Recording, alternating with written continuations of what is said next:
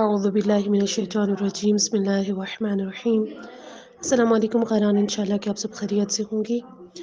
جیسے کہ میں نے آپ لوگوں کو پہلے ہی سینڈ کر دیا تھا کہ آپ لوگوں نے سورہ اخلاص اور سورہ کوثر زبانی سنانی ہے۔ اعوذ باللہ من الشیطان الرجیم بسم اللہ الرحمن الرحیم إنا أعطيناك الكوثر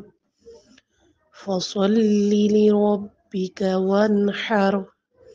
إن شانئك هو الأبتر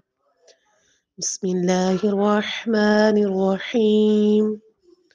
قل هو الله أحد الله الصمد لم يلد ولم يولد ولم يكن له كفوا أحد كذلك الله